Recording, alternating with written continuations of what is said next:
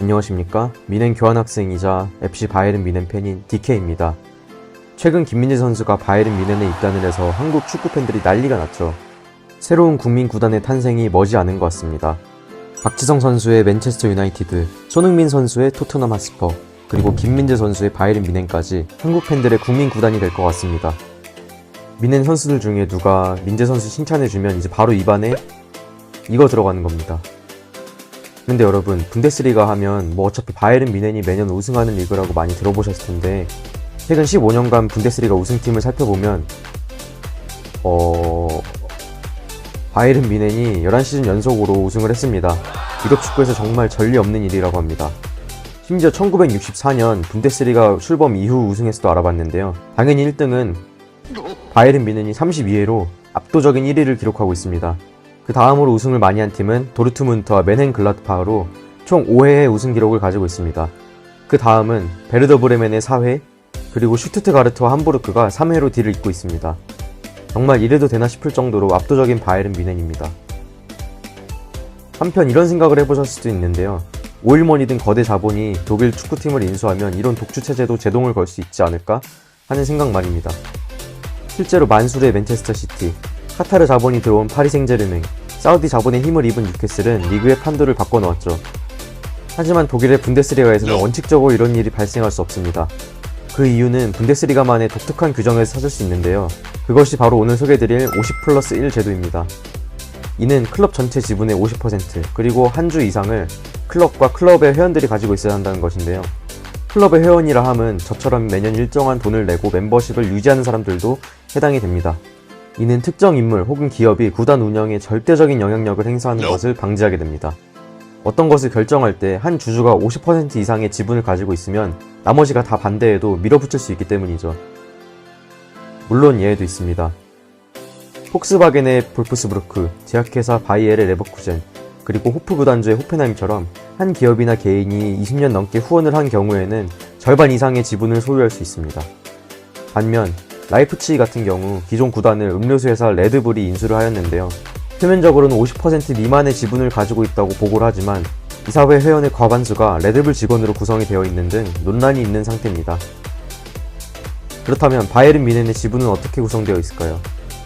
이 클럽의 지분은 보시는 바와 같이 자회사인 FC 바이에른 미넨 EV가 75%로 과반수 이상을 차지하고 있으며 스포츠 의류기업 아디다스, 보험회사 알리안츠, 그리고 자동차 회사 아우디가 8.33%씩 지분을 나눠 가지고 있습니다.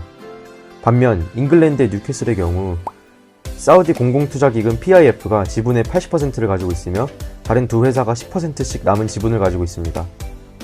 그렇다면 이 50%1 제도의 장점으로는 어떤 것이 있을까요? 먼저 팬들에 의한 구단 운영이 가능합니다.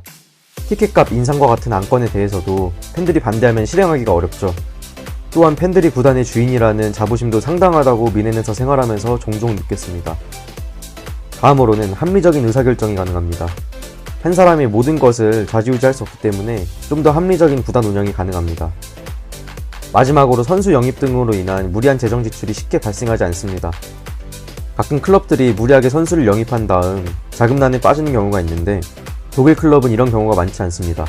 재정 건전성이 확보가 되는 것이죠. 한편 이 제도는 단점도 존재합니다.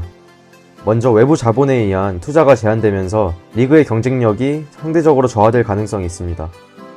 또한 하위권 팀이 거대한 투자를 힘입고 선두를 넘보는 이른바 개천에서 용나는 구단이 나오기가 힘듭니다. 이는 리그의 재미를 떨어뜨릴 수 있죠. 실제로 상대적으로 부유했던 서독 지역에 연고를 둔 팀들과 다르게 동독 지역에 연고를 둔 팀들은 분데스리가 통합 이후 아직 리그 우승을 차지하지 못했습니다. 그렇다면 독일 현지에서는 이 50+1 제도에 대해 어떤 입장일까요? 2018년 3월 독일 축구리그협회 DFL에서 이 규정에 대해 각 팀들의 투표를 받았습니다. 그 결과는 보시는 바와 같이 규정을 유지하는 것에 과반이 넘는 53%가 찬성하였고 폐지를 주장하는 팀은 12%밖에 되지 않았습니다. 전반적으로 이 규정에 찬성하는 것 같습니다. 실제로 독일 프로축구팀인 하노버 96의 팬들이 단체 시위를 한 일이 있었는데요. 보시는 분은 하노버의 회장인 마틴 킨트입니다. 그는 하노버 후원사의 회장이기도 한데요. 구단에 20년 넘게 투자를 하였습니다. 그래서 호펜하임 회장 호프가 그런 것처럼 본인도 과반 이상의 지분을 가지기를 원했습니다. 하지만 팬들의 반응은 격렬히 반대하였죠. 이렇게 50+1 제도에 대하여 알아보았습니다. 그렇다면 50+1 제도로 인해 거대 자본의 유입이 힘든 점 외에 바이에른 뮌헨이 리그에서 꾸준히 우승을 차지했던 이유로는 어떤 것이 더 있을까요? 먼저 바이에른 뮌헨은 세계 선수들, 특히 독일 선수들의 드림클럽입니다. 이 팀에 입단하였다는 것만으로도 큰 자부심을 느끼게 되고 우승을 밥 먹듯이 하다 보니 커리어에도 큰 도움이 됩니다. 따라서 세계적인 선수들이 이 팀으로 모여드는 것이죠. 또한 이 팀은 훌륭한 유스 양성 시스템을 가지고 있습니다. 이 유스 시스템에서 자란 선수로는 대표적으로 독일의 레전드 풀백 필립 람, 뮌헨의 현역 레전드 토마스 뮬러, 그리고 지난 시즌 마지막 경기 극적인 결승골로 우승을 이끌었던 자말 무시알라가 있습니다. 무시알라는 아직 20살이긴 한데 제가 저번에 출정식 다녀왔잖아요. 사람들한테 인기가 엄청 많더라고요. 모두가 이 선수한테 많은 기대를 하고 있습니다. 안정적인 재정 운영도 바이에른 뮌헨이 가진 장점 중 하나입니다. 팬층도 워낙 탄탄하고 빅클럽이지만 합리적인 지출을 통해 거의 매 시즌 흑자를 기록하고 있습니다. 심지어 코로나 직격탄을 맞은 19-20 시즌에도 흑자를 기록했습니다. 이렇게 오늘 바이에른 뮌헨의 1강 체제가 가능했던 이유에 대해 알아보았는데요.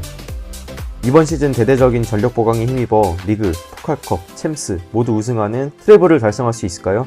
시청해주셔서 감사합니다.